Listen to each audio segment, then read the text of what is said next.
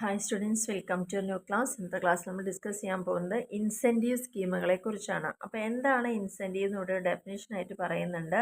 അതായത് Florence defines incentive plans as giving a worker an opportunity to earn something in exchange for more productivity. അതായത് ഒരു വർക്കർക്ക് നമ്മൾ കൊടുക്കുന്ന ഒരു അവസരമാണ് എന്തിനു വേണ്ടിയിട്ട്, ഏൺ ചെയ്യാൻ വേണ്ടിയിട്ട്, സമ്പാദിക്കാൻ വേണ്ടിയിട്ട്. എങ്ങനെയാണെങ്കിൽ അവരുടെ പ്രൊഡക്ടിവിറ്റി അവർ കൂട്ടുകയാണെങ്കിൽ അതിന് പകരമായിട്ടാണ് അവർക്കത് കൊടുക്കുന്നത്. അപ്പോൾ ഇൻസെൻറ്റീവ് എന്ന് പറയുന്നത് നമുക്ക് എങ്ങനെയൊക്കെ കൊടുക്കാം ഒരു വർക്കർക്ക്? മോണിറ്ററി ആയിട്ട്, അതായത് പൈസയായിട്ട് കൊടുക്കാം, അല്ലാതെ മറ്റുള്ള സൗകര്യങ്ങളായിട്ടും നമുക്കവിടെ കൊടുക്കാവുന്നതാണ്. അപ്പോൾ എന്താണ് ഇതിൻ്റെ ഒരു ലക്ഷ്യം എന്ന് പറഞ്ഞാൽ, എന്തിനാണ് വർക്കേഴ്സിന് ഇൻസെൻറ്റീവ് നമ്മൾ കൊടുക്കുന്നത്? ഒന്ന്, അവരുടെ പ്രൊഡക്ഷൻ കൂട്ടുന്നതിന് വേണ്ടിയിട്ട്, അവർ സ്റ്റിമുലേറ്റ് ചെയ്യുക, പ്രൊഡക്ഷൻ കൂട്ടുന്നതിന് വേണ്ടിയിട്ട്. അവർ നന്നായിട്ട് എഫിഷ്യൻസി കാണിക്കുന്നുണ്ടെങ്കിൽ അതിനൊരു അവാർഡായിട്ട് അല്ലെങ്കിൽ ഒരു പ്രതിഫലമായിട്ട്, റിവാർഡായിട്ട് കൊടുക്കാം. ടു റെഡ്യൂസ് കോസ്റ്റ് ഓഫ് പ്രൊഡക്ഷനെ ഒരു പരിധി വരെ കുറയ്ക്കുന്നതിന് വേണ്ടിയിട്ട്. അപ്പോൾ ഇതിനൊക്കെയാണ് നമ്മൾ ഒരു സ്ഥാപനത്തിൽ ഇൻസെൻറ്റീവ് പ്രൊവൈഡ് ചെയ്യുന്നത്. ഇനി ഇതിൽ പ്രത്യേകമായിട്ട് പറയുന്നത്, നമുക്ക് ഇത്തരത്തിലുള്ള ഇൻസെൻറ്റീവ്സിൻ്റെ ഫീച്ചേഴ്സ് എന്തൊക്കെയാണ് അല്ലെങ്കിൽ ക്യാരക്ടറിസ്റ്റിക്സ് എന്തൊക്കെയാണെന്ന് ചോദിച്ചിട്ടുണ്ട്.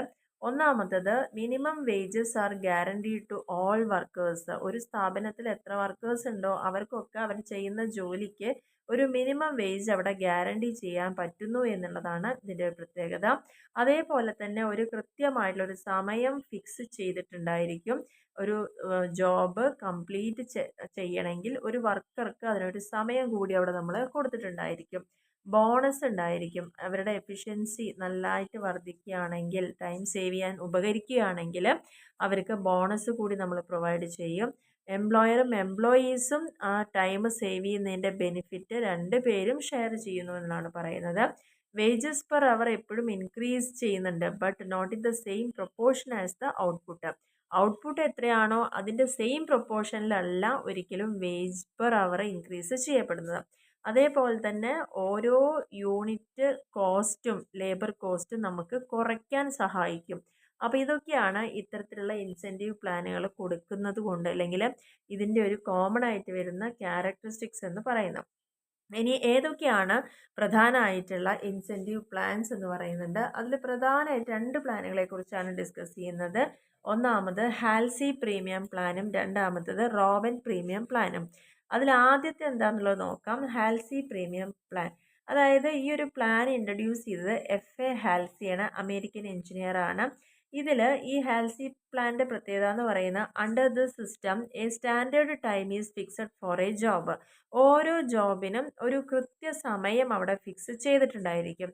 അപ്പോൾ വർക്കേഴ്സിന് എന്ത് ചെയ്യണം? ഈ പറഞ്ഞ സമയത്തിനുള്ളിലായിരിക്കണം ആ ഒരു വർക്ക് കംപ്ലീറ്റ് ചെയ്ത് കൊടുക്കേണ്ടത്. വർക്കർക്ക് എങ്ങനെയാണ് വേജസ് കൊടുക്കുന്നത്? അതായത് ഒരു ജോബ് കംപ്ലീറ്റ് ചെയ്യാൻ ഒരു സമയം അവിടെ കൊടുത്തിട്ടുണ്ടായിരിക്കും.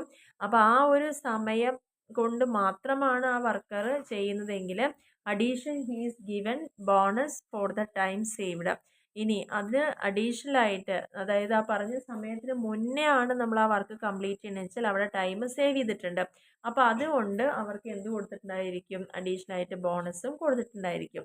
അതായത് ഇഫ് ഈ complete the job in less than the standard time, പറഞ്ഞപ്പോൾ 1 മണിക്കൂറിനുള്ളിലാണ് അത് പ്രൊഡ്യൂസ് ചെയ്യേണ്ടതെങ്കിൽ അരമണിക്കൂറിൽ നമ്മളത് ചെയ്ത് തീർക്കുകയാണെങ്കിൽ ബാക്കി നമുക്ക് അരമണിക്കൂർ അവിടെ ടൈം സേവ് ചെയ്യുന്നുണ്ട്. അപ്പോൾ അങ്ങനെ നമ്മൾ ടൈം സേവ് ചെയ്യുകയാണെങ്കിൽ മാത്രമാണ് നമുക്ക് ആ ഒരു ബോണസ് കൂടി അവിടെ കിട്ടുന്നത്. അപ്പോൾ ആ ഒരു എമൗണ്ട് ഓഫ് ബോണസ് എത്രയായിരിക്കും? 50% ആയിരിക്കും. ടൈം സേവ് ചെയ്തത് എത്രയാണോ അതിൻ്റെ പകുതി ആയിരിക്കും ബോണസ് ആയിട്ട് കൊടുക്കുന്നുണ്ടാവുക. അപ്പോൾ അതുകൊണ്ട് തന്നെ ഈ ഒരു പ്ലാനിനെ പറയുന്ന പേരാണ് 50, അതായത് 50-50 പ്ലാൻ എന്ന പേരിൽ ഈ ഒരു പ്ലാന് അറിയപ്പെടുന്നുണ്ടെന്നാണ് പറയുന്നത്. അല്ലെങ്കിൽ സ്പ്ലിറ്റ് ബോണസ് പ്ലാന് എന്ന പേരിലും ഇത് അറിയപ്പെടുന്നുണ്ട്. ഇനി എങ്ങനെയാണ് ഈ ഒരു മെത്തേഡ് പ്രകാരം ഇതിൻ്റെ ഏർണിങ്സ് കാൽക്കുലേറ്റ് ചെയ്യുന്നതെന്നുള്ളത് നോക്കാം. ഇവിടെ വേജ് എന്ന് പറയുന്നത് T/R ആണ്. അതായത് എത്രയാണോ ടൈം സേവ് ചെയ്തിരിക്കുന്നത് അപ്പോൾ അതിന് റേറ്റ് ഓഫ് വേജ് കൊടുക്കുന്നത് എത്രയാണെന്നുള്ളതാണ് കാൽക്കുലേറ്റ് ചെയ്യുന്നത്. അപ്പോൾ ബോണസ് കാൽക്കുലേറ്റ് രീതി എന്ന് പറയുന്നത് R/(S-T)/2 ആണ് വരുന്നത്. അതായത് ടൈം സേവ്ഡ് ഇൻറ്റു 50/100. അപ്പോൾ T എന്ന് പറയുന്നത് ആക്ച്വൽ ടൈം എന്താണോ ആ ഒരു ടൈമാണ് വരുന്നത്. എസ് എന്ന് പറയുന്നത് സ്റ്റാൻഡേർഡ് ടൈം അലോ ചെയ്തിരിക്കുന്നത്, ആ ഒരു ജോബ് കംപ്ലീറ്റ് ചെയ്യാൻ കൊടുത്തിരിക്കുന്ന സ്റ്റാൻഡേർഡ് ടൈമാണ്. ആർ എന്ന് പറയുന്നത് റേറ്റ് ഓഫ് വേജ് പേയ്മെൻറ്റ്, അതായത് ഒരു മണിക്കൂറിൽ കൊടുക്കുന്ന റേറ്റ് ആണ്. അപ്പോൾ ടോട്ടൽ ഏണിങ്സ് എന്ന് പറഞ്ഞാൽ എന്തായിരിക്കും, നമുക്കിവിടെ കിട്ടുന്ന ഈ വേജും പ്ലസ് ബോണസും ആയിരിക്കും നമ്മുടെ ടോട്ടൽ ഏണിങ്സ് എന്ന് പറയുന്നത്. അപ്പോൾ വേജ് കാണാനുള്ള ഇക്വേഷനാണ് ടി ഇൻറ്റു ആർ എന്ന് പറയുന്നത്. അതിൻ്റെ ഒപ്പം തന്നെ അവർക്ക് ഒരു ബോണസ് കൂടി കൊടുക്കും. ടൈം സേവ് ചെയ്യുന്ന എംപ്ലോയിക്ക് നമ്മൾ ബോണസ് പ്രൊവൈഡ് ചെയ്യുന്നത് ഈ R into S minus T by 2 ആയിരിക്കും വരുന്നുണ്ടാവുക. അല്ലെങ്കിൽ എത്രയാണോ ടൈം സേവ് ചെയ്തത് ഇൻറ്റു ആർ ഇൻറ്റു 50/100 നമുക്ക് ചെയ്യാവുന്നതാണ്. അപ്പോൾ അങ്ങനെ ഈ ഒരു മെത്തേഡ് പ്രകാരം വേജസിൻ്റെ ഒപ്പം ബോണസ് കൂടിയിട്ട് ആ ഒരു എംപ്ലോയിക്ക് ടൈം സേവ് ചെയ്തുകൊണ്ട് കിട്ടുന്നു എന്നുള്ളതാണ് ഇതിൻ്റെ പ്രത്യേകത. എന്താണ് ഹാൽസി പ്ലാനിൻ്റെ അഡ്വാൻറ്റേജസ് എന്ന് പറയുന്നത്? പ്രധാനമായിട്ടും വളരെ സിമ്പിളാണ് ഇത് ഇംപ്ലിമെൻറ്റ് ചെയ്യാനുള്ളത് എന്നുള്ളതാണ് പറയുന്നത്. പിന്നെ ടൈം വേജസ് എപ്പോഴും ഇവിടെ ഗ്യാരണ്ടി ചെയ്യുന്നുണ്ട്. അതേപോലെ തന്നെ ഇതൊരു എക്വിറ്റബിൾ മെത്തേഡാണ്. എന്തുകൊണ്ടാണെന്ന് വെച്ച് കഴിഞ്ഞാൽ ടൈം സേവ് ചെയ്യുന്നതിൻ്റെ ഒരു ബെനിഫിറ്റ് എംപ്ലോയർക്കും എംപ്ലോയിക്കും കിട്ടുന്നുണ്ട്. കാരണം 50% എംപ്ലോയിക്കും കിട്ടുന്നുണ്ട്, 50% എംപ്ലോയർക്കും കിട്ടുന്നുണ്ട്. It provides incentive to work more. അതുകൊണ്ട് തന്നെ കൂടുതലായിട്ട് ആ എംപ്ലോയിക്ക് വർക്ക് ചെയ്യാനുള്ള ഒരു അവസരമാണ് അവിടെ കിട്ടുന്നത്. അതേപോലെ തന്നെ ഓവർ ഹെഡ് കോസ്റ്റ് എന്ന് പറയുന്നത് പെർ യൂണിറ്റ് എപ്പോഴും ഇത് കുറഞ്ഞു വരും. ഒപ്പം തന്നെ അവരുടെ എഫിഷ്യൻസി അവിടെ കൂടാനും സാധ്യത കൂടുതലാണ്. ഇത്രയാണ് ഇതിൻ്റെ അഡ്വാൻറ്റേജ് എന്ന് പറയുന്നത്. നെക്സ്റ്റ് നമുക്ക് ഇതിൻ്റെ ഡിസ്കസ് ചെയ്യാൻ പോകുന്നത് ഹാൽസി പ്ലാന്റിന് ഡിസഡ്വാൻറ്റേജ് ആണ്. ഏതൊരു പ്ലാനിനും അതിൻ്റേതായ ഗുണങ്ങളും ദോഷങ്ങളും ഉണ്ട്. അപ്പോൾ ഡിസഡ്വാൻറ്റേജ് എന്ന് പോരായ്മ എന്ന് പറയുന്നത് ഇവിടെ ക്വാളിറ്റി ഓഫ് പ്രൊഡക്ഷൻ സഫർ ചെയ്യേണ്ടി വരുന്നതാണ് പറയുന്നത്. കാരണം ഇവിടെ എംപ്ലോയി എപ്പോഴും ബെനിഫിറ്റ് കിട്ടാൻ വേണ്ടിയിട്ട് പറഞ്ഞ സമയത്തിനേക്കാൾ മുന്നേ അവർ തീർക്കുകയാണ് ചെയ്യുന്നത് ജോലി. അപ്പോൾ അങ്ങനെ കൂടുതലായിട്ട് അതിലേക്ക് കോൺസെൻട്രേഷൻ കൊടുക്കുമ്പം പ്രൊഡക്ഷൻ്റെ ക്വാളിറ്റി എത്രമാത്രം ഉണ്ട് നമുക്ക് അവിടെ പറയാൻ പറ്റില്ല എന്നുള്ളതാണ്. കാരണം അവിടെ സഫർ ചെയ്യപ്പെടുന്നതിൻ്റെ ക്വാളിറ്റി തന്നെ ആയിരിക്കും. സ്പീഡിൽ ഉണ്ടാക്കിയെടുക്കുമ്പോൾ ഒരുപാട് ഡിഫക്റ്റുകൾ ഉണ്ടാവാനും വേസ്റ്റേജ് ഉണ്ടാവാനൊക്കെ സാധ്യതകൾ കൂടുതലാണ്. And fixation of standard time എന്ന് പറയുന്നത് നോട്ട് ഈസി. ഇപ്പോൾ ഒരു സാധനം ഉണ്ടാക്കിയെടുക്കാൻ ഇത്ര സമയം എന്ന് പറഞ്ഞ് നമ്മൾ കൊടുക്കുന്ന ആ ഒരു സ്റ്റാൻഡേർഡ് ടൈം ഉണ്ടല്ലോ, അത് ആ ഒരു സ്റ്റാൻഡേർഡ് ടൈം ഇത്രയാണ് എന്ന് പറയുക എന്നുള്ളത് വളരെ ഈസി അല്ല എന്നുള്ളതാണ് പറഞ്ഞിരിക്കുന്നത്. It does not provide adequate incentive to highly efficient workman. ഈ ഒരു സിസ്റ്റം വരുന്ന സമയത്ത് ശരിക്കും ഹൈലി എഫിഷ്യൻ്റ് ആയ ഒരു വർക്കറെ സംബന്ധിച്ചോളം അവർക്ക് ആവശ്യത്തിനുള്ള ഒരു ഇൻസെൻറ്റീവ് ഒന്നും അവിടെ കിട്ടുന്നില്ല എന്നുള്ളതാണ്. കാരണം ഹയർ ലെവൽ ഓഫ് എഫിഷ്യൻസി കൂടുന്തോറും അവിടെ എന്താണ് ഏർണിങ്സ് റെഡ്യൂസ് ആയിട്ട് വരികയാണ് ചെയ്യുന്നത്. Workers do not get full benefit of time saved. ശരിക്കും ടൈം സേവ് ചെയ്തതിൻ്റെ ഫുൾ ബെനിഫിറ്റ് ആർക്ക് കിട്ടുന്നില്ല? വർക്കേഴ്സിന് കിട്ടുന്നില്ല. 50% മാത്രമാണല്ലോ കൊടുക്കുന്നുള്ളത്. അപ്പോൾ ഇതൊക്കെയാണ് ഈ ഒരു ഹാൽസി പ്ലാൻ്റെ ഡിസഡ്വാൻറ്റേജ് എന്ന് പറയുന്നത്. ഇനി നമുക്ക് ഇതിൻ്റെ ഒരു പ്രോബ്ലം എങ്ങനെയാണ് ചെയ്തിരിക്കുന്നത് നോക്കാം. അപ്പോൾ ഇവിടെ ക്വസ്റ്റ്യൻ ക്ലിയർ ആയിട്ട് വായിച്ച് മനസ്സിലാക്കാം. ഒരു ജോബ് കംപ്ലീറ്റ് ചെയ്യാൻ വേണ്ട സ്റ്റാൻഡേർഡ് ടൈം എന്ന് പറയുന്നത് 10 മണിക്കൂറാണ്. Actual hours taken are. അപ്പോൾ ഒരു എംപ്ലോയി ഇവിടെ ആ 10 മണിക്കൂറാണ് ആ ജോബ് കംപ്ലീറ്റ് ചെയ്യാൻ വേണ്ടത്. അപ്പോൾ ആ എംപ്ലോയി എത്ര സമയത്തിൽ കംപ്ലീറ്റ് ചെയ്തു? 8 മണിക്കൂറിൽ കംപ്ലീറ്റ് ചെയ്തു. 1 മണിക്കൂർ പണിയെടുക്കുമ്പോൾ അയാൾക്ക് കിട്ടുന്ന വേജ് എന്ന് പറയുന്നത് 5 രൂപയാണ് വരുന്നത്. അപ്പോൾ 10 മണിക്കൂറാണ് ആ ജോബ് കംപ്ലീറ്റ് ആണെങ്കിൽ 50 രൂപയാണ് ശരിക്കും ആ ടൈമിലാണെങ്കിൽ വരുന്നത്. പക്ഷേ ആ ടൈമിന് മുന്നേ അയാൾ കംപ്ലീറ്റ് ചെയ്യുകയാണെങ്കിലോ എന്ത് ചെയ്യാം? അയാൾക്ക് മിനിമം വേജും കിട്ടും, പ്ലസ് ആ ടൈം സേവ് ചെയ്തതിൻ്റെ ഒരു 50%ഉം ഈ പ്ലാൻ പ്രകാരം കിട്ടും. അപ്പോൾ അങ്ങനെയാണെങ്കിൽ നമുക്ക് ഹാൽസി പ്ലാൻ പ്രകാരം കിട്ടുന്ന effective rate of earning per hour എത്രയാണെന്നുള്ളത് കാൽക്കുലേറ്റ് ചെയ്യണം എന്നുള്ളതാണ് പറയുന്നത്. അപ്പോൾ ഇവിടെ നമുക്ക് തന്നിരിക്കുന്ന ക്വസ്റ്റ്യനിലുള്ള കാര്യങ്ങൾ ആദ്യം എടുത്തെഴുതാം. സ്റ്റാൻഡേർഡ് ടൈം എത്രയായിരുന്നു? 10 മണിക്കൂറാണ്. ടൈം എടുത്തിരിക്കുന്നത് 8 മണിക്കൂറാണ്. ഒരു അവറിന് കിട്ടുന്ന റേറ്റ് എന്ന് പറയുന്നത് 5 രൂപയാണ്. അപ്പോൾ അയാളുടെ വേജ് എന്ന് പറയുന്നത് 5 രൂപ ഇൻറ്റു അയാൾ എത്ര സമയം കൊണ്ടാണ് കംപ്ലീറ്റ് ചെയ്തത്? 8 മണിക്കൂർ കൊണ്ടാണ്. അപ്പോൾ 40 രൂപയാണ് അയാളുടെ കൂലി എന്ന് പറയുന്നത്. ഇനി ബോണസ് കൊടുക്കുന്നത് 50% ടൈം സേവ് ചെയ്തതിന് കൊടുക്കുന്നുണ്ട്. എത്ര സമയമാണ് സേവ് ചെയ്തത്? 10 - 8, 2 മണിക്കൂർ അയാൾ സേവ് ചെയ്തിട്ടുണ്ട്. അപ്പോൾ ഈ ടൈം സേവ് ചെയ്തത് പറയുമ്പം എത്ര?